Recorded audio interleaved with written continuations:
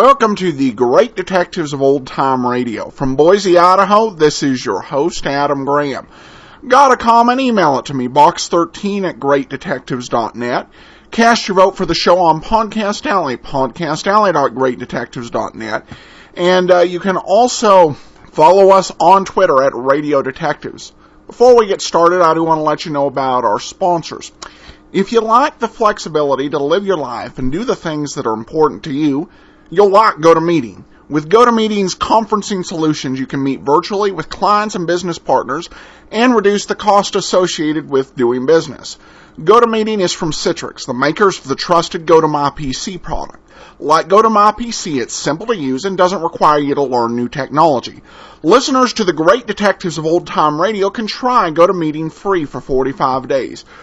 For this special offer, visit gotomeeting.com/podcast. That's gotomeeting.com/podcast.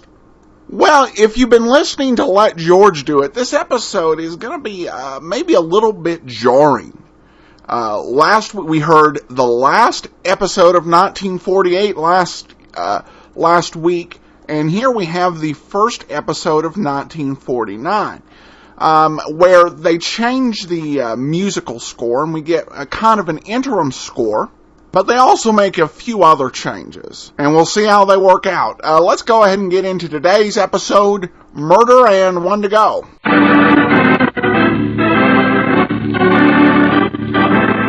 Standard of California, on behalf of independent Chevron gas stations and standard stations throughout the West, invites you to Let George Do It.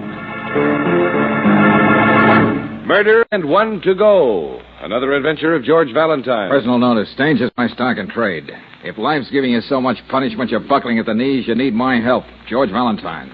Write full details.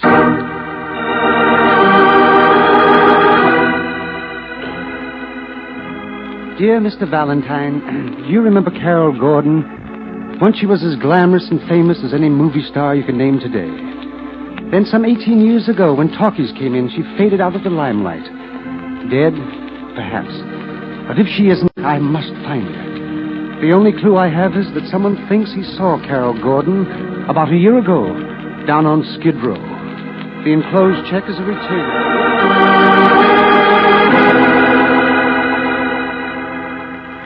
Check is a retainer, and if you succeed in finding her, there will be a substantial bonus.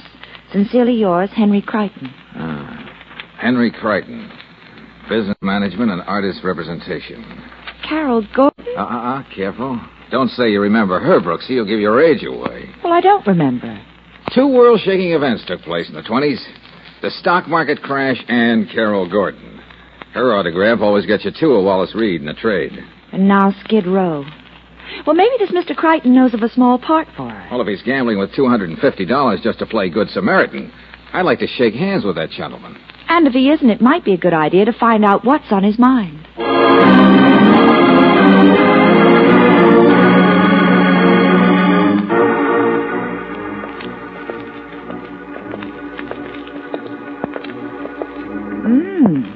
Pretty swank. Currier and Ives prints right out in the hall. The Dorset building. The agent's paradise. The house that 10% goes. George! Hey, I think that's coming from our client's office, Brooksy. Oh. He's dead! He's dead! In there! Oh, sorry. All right, now, Sarah. All right, take it easy. Get hold of yourself. What? Try to calm down. Who's dead? Mr. Crichton, I just came back from lunch. I found him lying there on the floor. The fire poker next to it. His head. Oh, won't you please call the police?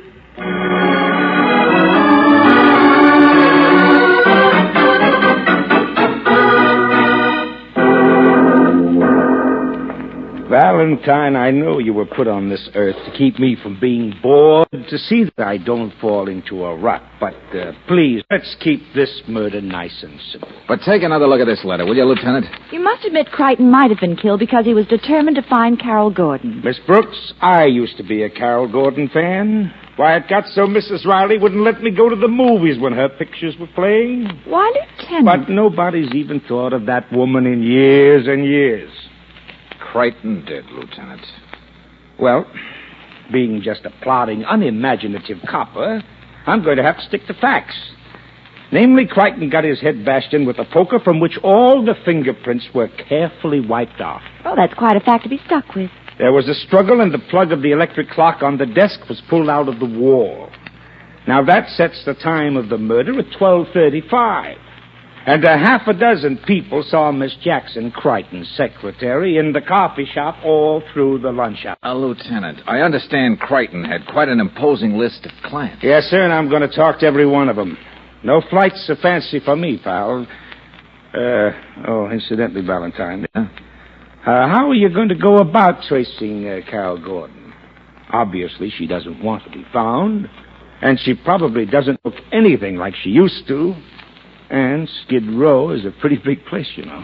George, I think the lieutenant is trying to imply that it's going to be like looking for a needle in a haystack. Well, what's so hard about finding a needle in a haystack? Well, that's what I... What? All you do is get a magnet. The needle comes to you.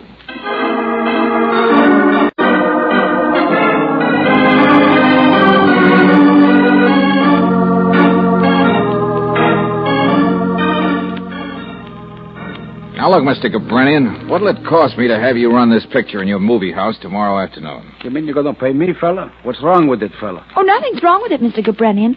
It was a super colossal production back there in 1928. Yeah, Romance in April, starring Carol Gordon. Never heard that one, fella. You in the movie business and never heard In 1928, I was running a coffee pit. I wish I was still running it. Well, anyway, you wouldn't mind showing this picture for $50, would you? There's just one thing we ought to tell you, Mr. Yeah, I Gabranian. knew this was coming, fella. There's no sound, no music in this picture. It's a silence. Something new, huh? You don't think for a moment I'd talk you into anything that would damage the reputation of Gabranian's Cameo Theater, the gem of Skid Row. Are you kidding? I don't even advertise the picture we're playing. I just hang out a sign, soft seats, open all night, 15 cents. Then this ought to be right down your alley.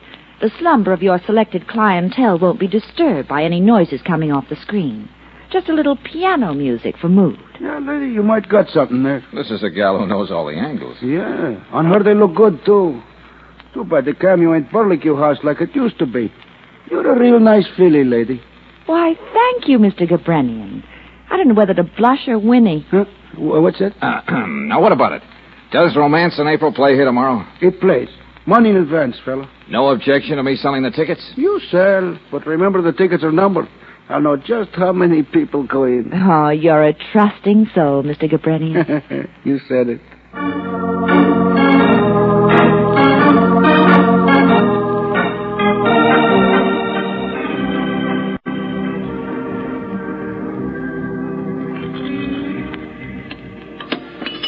Yes, sir. Here's your ticket, sir. Go right in. Oh, thank you. Well, business is pretty slow, darling. Uh-huh. Well, you can't say Mr. Gabranian didn't advertise the revival of Romance in April. Yeah, with the late Mr. Crichton's money. So far, your magnets attracted nothing but the usual Skid Row characters. Maybe the whole thing... Wait a minute. Hold it, Brooksy. Can you tell me if the features started yet? In just a few minutes, sir. Good. One, please. Thank you. George, didn't you recognize him? Brooksy, yeah. We're beginning to draw a better class of people. Anthony Chapman, the movie heartthrob. Now, what would he be doing in a place like this? And trying to look inconspicuous. An interesting question, Angel. I bet the answer's even more interesting. I called up before, young man. I understand Romance in April goes on at 2:15. Is that correct? Yeah, you've got 2 minutes to make it. Just like to be sure, time is money. 15 cents? Is that correct? And I understand the picture runs an hour and 12 minutes. Yeah, that's correct. Someone else out slumming. A little man in a big briefcase. Brooksy, what's your guess? Vice president of a bank? A successful insurance salesman? Or just a lover of the silent cinema. You know, I got a definite feeling we started something here. But what? Hey! Look what we've got now, The George. carriage trade's going up. Now I'm sure we ought to change prices before 6. You can call for me in about an hour, Ralph. Yes, ma'am. One seat in the loge, please. Loge? I doubt if we can build you one at a moment's notice. What? Oh, well, whatever you've got. Thank you. I'd say that was about $5,000 worth of mink on the hoof. Hey, look, a Branian actually opened the door for her. I don't blame the man for being overwhelmed. Looks like all kinds of people don't mind coming to this Popcorn Cove to see romance in April. One ticket, please. It's 15 cents, isn't it? Yeah, and you're just in time for the picture. See, 11, 12, 13, 14, 15. Hope you don't mind the pennies. That's all I have. Oh, they add up just the same. There you are. I hope you enjoy the picture. Yeah, I'm sure I will. I take it you're a Carol Gordon fan. Yeah, and her severest critic. Did you hear that, Brooksy? That's it, Angel, I think. Carol Gordon? Oh, that couldn't be George. I could be wrong. But there was something about her eyes. But she seemed so old and pathetic. Come on, Brooksy. Gabredian can take over the box office now. We're going inside and make sure.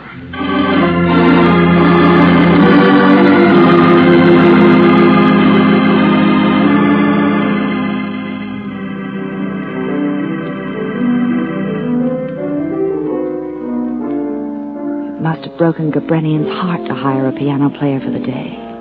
That girl on the screen, Angel. Look at her carefully. Don't you see some resemblance between her and the woman we saw before us at the box office? Sorry, George. I can't talk myself into it. Yeah. Maybe I am punching a little too hard. Oh, she was beautiful, wasn't she? Even in that costume with a waistline down to her knees. And not a bad actress to compete with these titles. Ellen looked at the faded flowers and thought of the waste of her own life. Oh, brother. No! George. Oh, a waste of life. My life. What did I do? It was Carol Gordon. What happened? Come on, stick with me, Brooksy.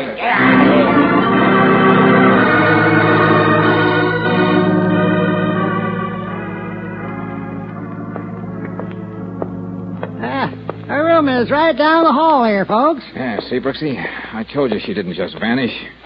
We were about giving up hope, mister. We've been over this block with a fine-tooth comb for the last hour. Can imagine the places you've been in, miss. Now, this here hotel don't rightly belong down in this neighborhood. Why, do you know we change bed sheets and towels twice a week? Yeah, well, bully for you, but what did you say was the name she was using? Ethel Mills. That is, if it's the woman you've been describing.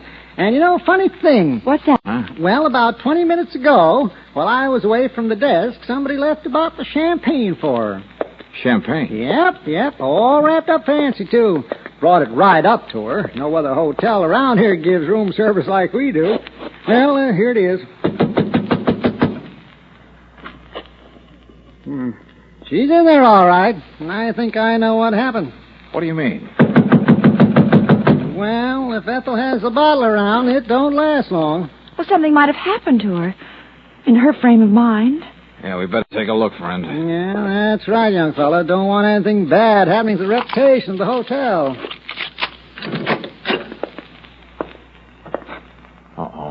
Out like a light. Well, don't just stand there. Where are those towels you're so proud of? All right, over there. Hey, come on. Try to sit up. I can't. They're hurting. Usually she don't feel like that until the next day. And the bottle's only half empty. Seems somebody left a card with it, too. To Carol Gordon. On the day of her triumphant return to the screen. Wait, this wet towel ought to help her. No time for that, Brooksy. We have to get her to a hospital. But, George, she's Only been poisoned. One sniff of this bottle will tell you that. Poison? Somebody else followed her here from the cameo. Somebody who wants to see Carol Gordon dead.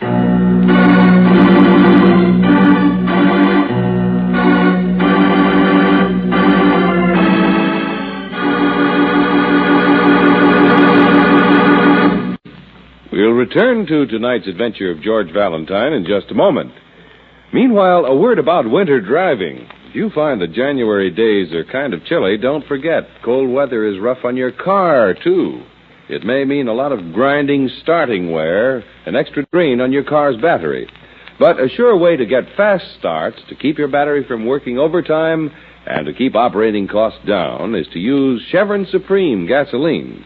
For this high-octane motor fuel has special blending agents that give fast starts and speedy warm-up every time you use the starter.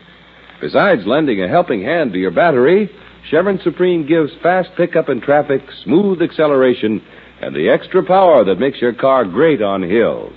It's a premium quality gasoline, and it's climate-tailored for each different altitude and temperature zone in the West. That means you can depend on it the year round for fast starts and smoother extra power wherever you motor. Get a tank full of Chevron Supreme gasoline tomorrow. Get it at standard stations and at independent Chevron gas stations, where they say and mean, we'll take better care of your car.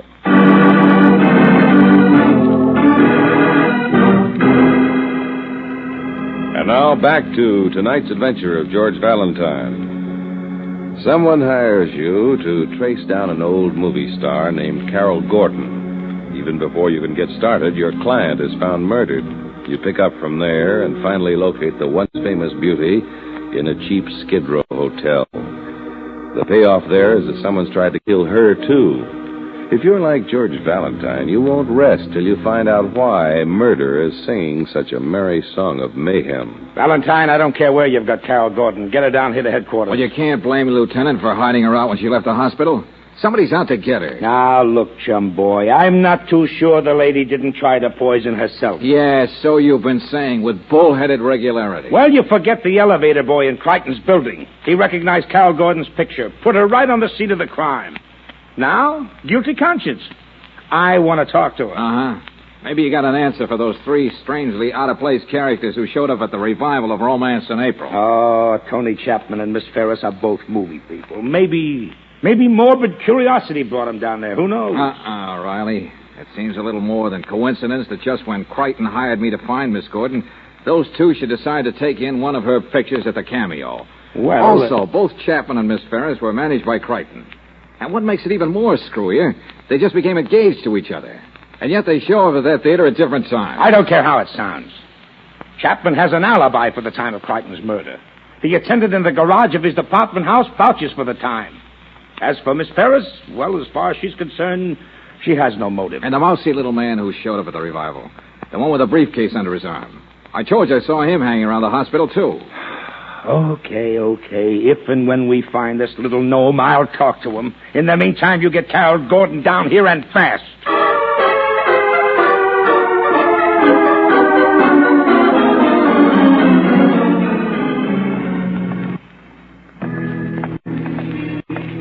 Here you are, Miss Gordon. My car is parked right over here. There's really nothing I can tell the lieutenant, Mr. Valentine. Well, you just tell him the truth, Carol. And if he growls at you a little, don't let him upset you. Okay, here we are. The three of us can fit into the front seat. Well, I know my story sounds a little weak, but I did drop in to see Henry Crichton on a personal matter. Once we were good friends. When I found him like that, I didn't stop to think. I hurried down the stairs and out of the building. Yeah, sure, I understand. I don't know if I can turn around here on the hill. I think it's the quickest way back to headquarters. What's the matter? Hey, George! We're rolling down the hill. Somebody's been monkeying around with the brakes. They won't hold. Oh, try to keep it straightened out, George. We're going faster! We're going up on the sidewalk! Hang on. I'm going to crash. I was too close for comfort. Oh. Everybody all right? What about you, Miss Gordon? I'm just shaken up. Good thing I picked out a wooden fence. What happened? Oh, another drunken driver. Looks like somebody tried to get all three of us this time. Yes, doesn't it? Oh, wait a minute. Huh? What's the matter? You see that Miss Gordon gets to headquarters. I just spotted someone I want to talk to. Okay, George. Hey, let me through here, will you? One side, please. Hey, you come back here. A few questions I want to ask you. No. Let go of me, please. I don't know anything. There's nothing I can tell you. Now, look, Buster, I've been dreaming about you in that briefcase. What makes you pop up all over the place? Well, I've been following you just to see that Miss Gordon was all right, that nothing happened to her. Come on. Who are you? The name is Moody, sir. Walter Moody, you see? Here's my card. Walter Moody, 6th Street Grammar School, principal. I don't get it, friend. I am the oldest and the most faithful member of the Carol Gordon fan club. I venture to say the only member after all these years. Are you kidding? Oh, she was a fine actress. I have a great big shelf just full of scrapbooks. Her pictures, almost every line that was ever written about Miss Gordon. Hey, this is just cockeyed enough to turn out to be useful. I beg your pardon. Would you help Miss Gordon if she were in real trouble? Oh, I'd do anything, sir. Anything. Okay, Mr. Moody.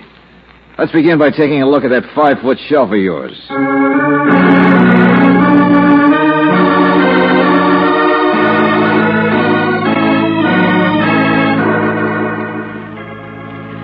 You mean Carol actually used to correspond with you, Mr. Moody? Oh, yes. Personally. I used to send the information in a newsletter to fans all over the country. This must have been a big event in their life, according to this communique. My dearest number one fan, something has happened here today in this beautiful little town that's made me the happiest girl in the world. Soon, I hope to be able to tell you all about it. I've always been curious about that, Mr. Valentine. What did she mean? Eudora, California, December 9th, 1929. You know, Mr. Moody, I may be able to satisfy your curiosity.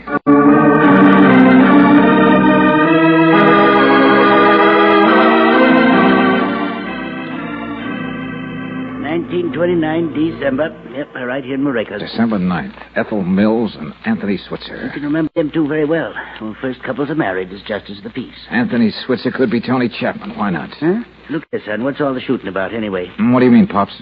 Well, just last week, fella was here. Named Crichton. It's with a young lady. Long blonde hair. He wanted the same information. I think you've really given me something to wedge with, Pops. Thanks a lot.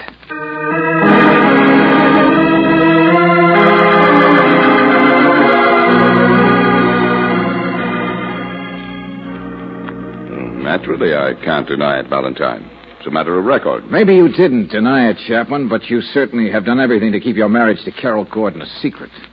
Don't make me out a heel, will you? When talking pictures came in, Carol simply disappeared.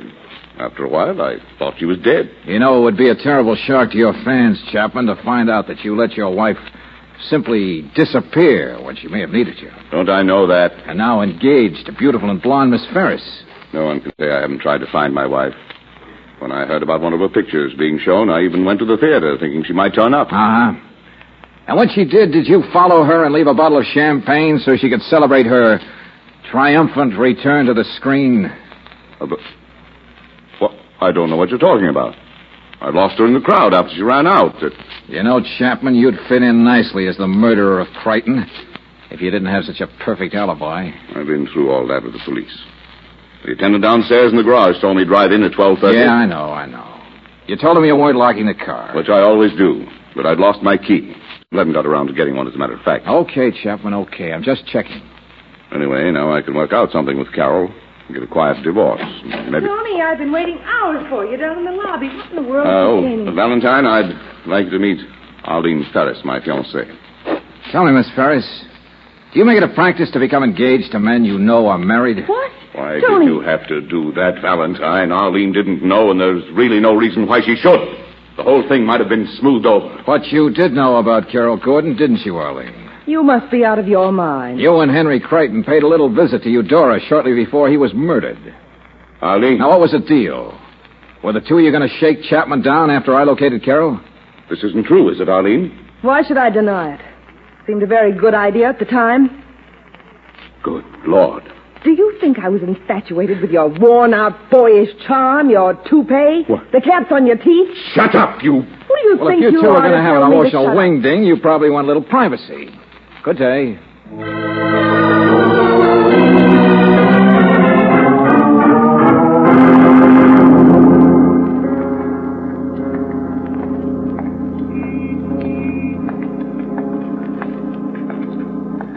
Hey, Lieutenant. We can use this office in back of the garage. Go on in, Miss Gordon.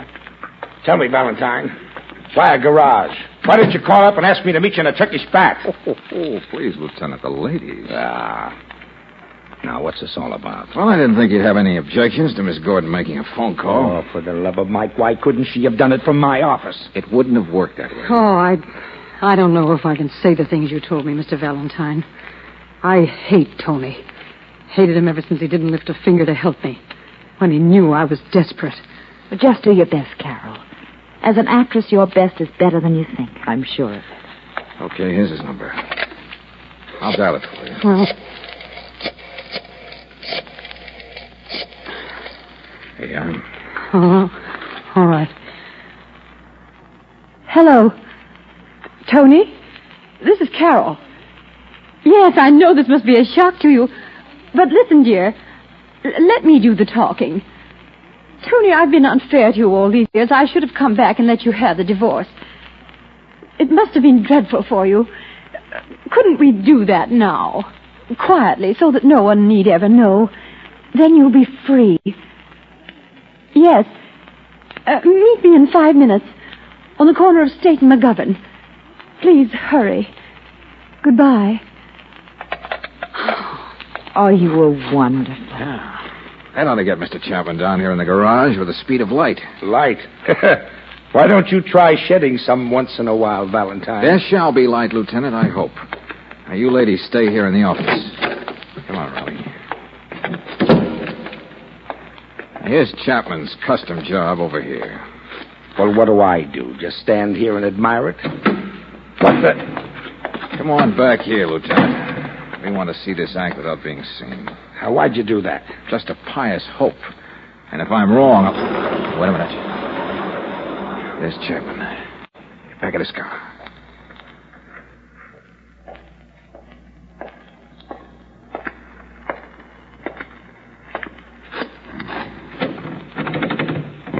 That fool attendant must have locked it anyway.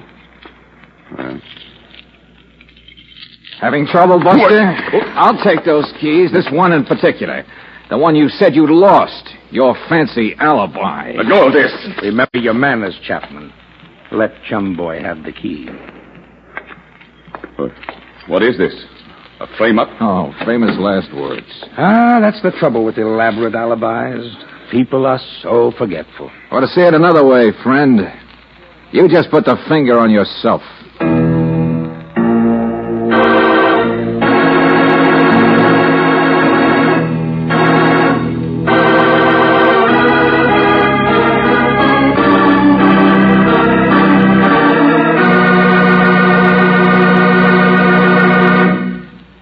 George Valentine will be back in just a moment to explain his reasons for naming Chapman as the killer.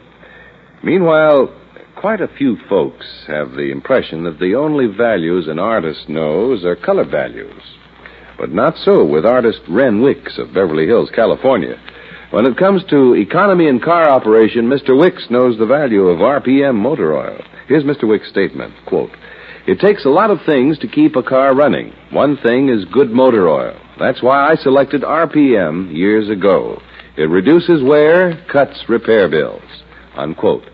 RPM motor oil will save wear in your car, too. Will bring a new economy to your car operation. For this premium quality motor oil was developed precisely for modern high-speed engines. Chemical compounds in RPM keep your entire engine cleaner. They protect those finely polished, close-fitting parts. Protect them from corrosion, gum, lacquer, and carbon. If your car is about due for a drain and refill, give it a new lease on life by getting RPM motor oil. Remember, it's better for your car and for your pocketbook. Get RPM at independent Chevron gas stations and standard stations where they say and mean, we'll take better care of your car.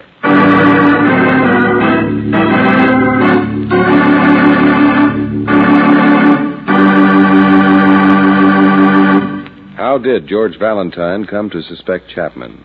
Right at the moment, that's a question that's also troubling Lieutenant Riley. Valentine, if I played hunches like you do, I'd be laughed out of the department. I have to stick to facts. Well, that's the advantage I have, Lieutenant. When a hunch doesn't pay off, there's only Angel to do the laughing. Oh, I only snicker. How long are you two going to talk shop? For instance, the one hunch about running Carol Gordon's picture brought a lot of other things to the surface. Chapman must have come down to the cameo all ready to follow Carol if she showed up. He and his lethal champagne. Yeah, he also made a scooter out of my car. Yeah, quite a mechanic. Old lover boy even knew how to stop the clock in Crichton's office at the right time to make his alibi stick. George, I still don't know why you hunched Arlene out of the picture. Oh, she had too good a deal with Crichton, blackmailing Chapman to spoil it. Everything would have turned out as planned if Chapman hadn't found out what his business manager was cooking up. Yeah. Oh, well, don't be so depressed, Lieutenant. I'll try to teach George a healthier respect for facts. You shouldn't be bothering your lovely head with facts, Angel. Not with your corner in the market when it comes to figures. Why, darling. Oh, just stating a fact, sweetheart. Oh, you can say the sweetest things, dearest. Well, I've got a great big hunch my stomach can't stand much more of this, so goodbye, kids.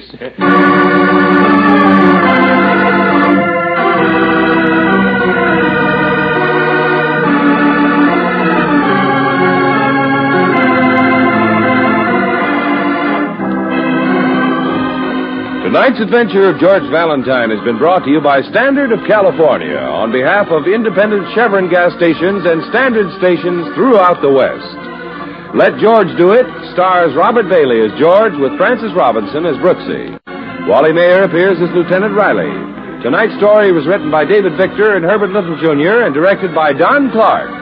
Also heard in the cast were Jeanette Nolan as Carol Gordon, John McIntyre as Chapman, Virginia Gregg as Arlene, Howard McNear as Moody, Louis Van Ruten as Gabrenian, and Dick Ryan as the manager. The music is composed and presented by Eddie Dunstetter. Your announcer, John Heaston. Listen again next week, same time, same station, to Let George Do It. This is the Mutual Don Lee Broadcasting System.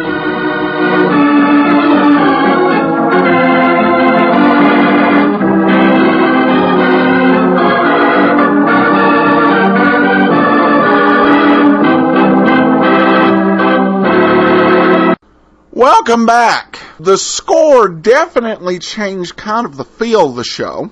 The score, of course, is still not quite right. We've got a few weeks till they introduce the score that will be used throughout the series. I don't think score is perhaps not the right word because they're using an organ here. An organ score, nevertheless. These type of episodes are always pretty fascinating to me when we're dealing with things like silent pictures. And silent pictures were often had subtle tributes played to them in a wide variety of media productions. For example, Batman had one episode with kind of some homages to that. And actually, Neil Hamilton, who played Commissioner Gordon, began out as a silent picture star. What kind of makes this ironic in an odd way is they're kind of remembering silent pictures, which were a forgotten art form for the most part in those times. And we're hearing about them honoring the forgotten silent pictures on a basically forgotten old-time radio show. Never completely forgotten. So I guess there's a circle to humanity and the way things go. This episode also had kind of a change from the way the show went. Usually, when we went to the last commercial break, the story was pretty well resolved and we get a preview of the next show. This time, we actually had to come back from the last commercial break to get an explanation as to why George reached the conclusion. And they use this in a number of different episodes. In some ways, it's almost common sense. If I want to go ahead and I've already resolved the whole story by the last break, you have no real reason to sit there and listen to the last commercials. Even if they may hope the previews of next week's shows will hold them, maybe they weren't finding that particularly effective. All right, well, we have a couple listener comments we want to get into. The first is from Podcast Alley. I love the interesting facts and the detective stories. Best thing on the radio. And then we also got a review for our app in the iTunes store. First one of the new version, version 1.6.1, from OTR Junkie. I love the app. The host is great and the movies are a nice touch. I feel like part of an OTR family. Well, thank you so much. Appreciate that kind review. And that'll do it for today. We'll be back tomorrow. We got Sherlock Holmes. You won't want to miss it. Got a comment? Email it to me, box13@greatdetectives.net. Cast your vote for the show on Podcast Alley, podcastalley.greatdetectives.net. And you can also join our 278 fans on Facebook at facebook.greatdetectives.net. From Boise, Idaho, this is your host, Adam Graham, signing off.